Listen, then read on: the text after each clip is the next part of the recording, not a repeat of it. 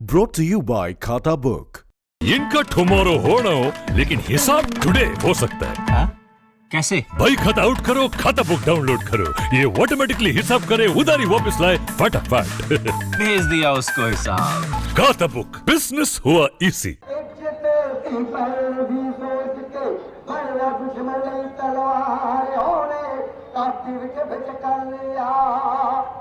दिल्ली की सरहद पर किसानों के हक की गूंज है ये।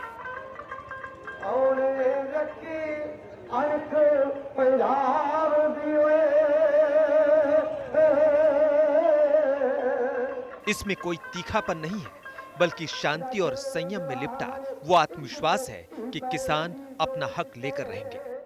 उसमें कोई हल नहीं निकला। हमारे को किसानों को समझा रहे हैं भी जो हमने कानून पास किए हैं ये अच्छे हैं, लेकिन एक किसान आजकल जो पढ़ा लिखा है इसको मालूम है कि ये जो हमारे मौत के वारंट है, हमारा मंडीकरण टूट जाएगा, हमारा बिजली बोर्ड टूट जाएगा, ये सानू मंजूर नहीं गा। किसान विरोधी बिल लेकर आई है उनको वापस करवाने का। जब तक सरकार उन तीनों बिलों को वापस नहीं करेगी हम यहाँ से जाने वाले नहीं। संगीत में रस होता है, लेकिन इस गीत संगीत के बीच भी किसानों की जिंदगी में रस नहीं है। एक डर है कि नया कृषि कानून उनका हक मार डालेगा। उनकी फसल की पूरी लागत भी नहीं निकलेगी, पूरी कमाई नहीं आएगी, इसलिए इस ठंड में वो सड़क पर आ डटे हैं। अभी जो फैसला होगा वो जितने लोग आए हैं इतने ही परसों वाली मीटिंग पे आएंगे।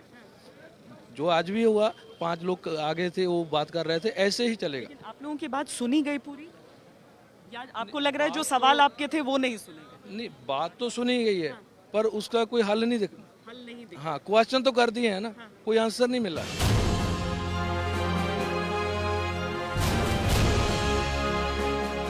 किसान सरकार की ओर उम्मीदों भरी नजरों से देख रहे हैं।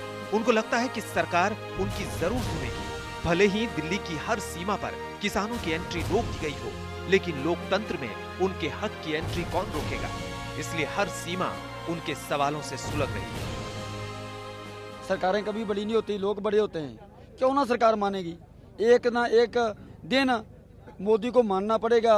आप देख रहे हैं जो ऑर्डिनेंस 3 लेकर आ रहा है मोदी सरकार, वो किसानों के फेवर में नहीं है जाते जा रहे, उसमें किसानों की बहुत बड़ी लूट हो रही है। ये ऑर्डिनेंस देश की अर्थव्यवस्था को भी तबाह कर देंगे और लोगों की जिंदगी भी बुरी तरह तबाह करेंगे।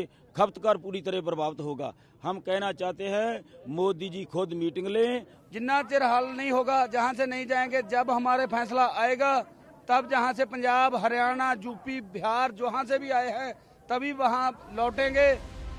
पहले हरियाणा से आने वाली सड़कें दिल्ली की सीमा पर किसानों के लिए रोक दी जाती थी। अब उत्तर प्रदेश से आने वाली सड़कें भी सीमा पर ठहर जाती है।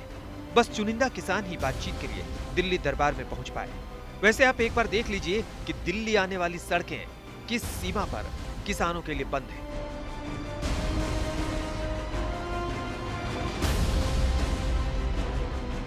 दिल्ली से टिकरी बॉर्डर पर किसान जोश जुनून के साथ डटे हैं। वहीं सिंघू बॉर्डर पर किसानों का सबसे ज्यादा जमावड़ा है। वो पंजाब और हरियाणा के अपने घरों से निकलकर दिल्ली आ रहे हैं, तो इसलिए कि ठिठुरती रात में अपना खून पसीना बहाकर जो फसल उगाते हैं उसकी उचित कीमत मिले। सरकार को हमने पहले ही हमारी मांगों का चार्ट दे रखा है। 3 जो जमीन का हमारी खेती के कानून उन्होंने हमारे खिलाफ बना रखे हैं, उन्होंने रद्द करने के लिए, और हमारी फसल की खरीदारी के लिए गारंटी का कानून बने उसके लिए।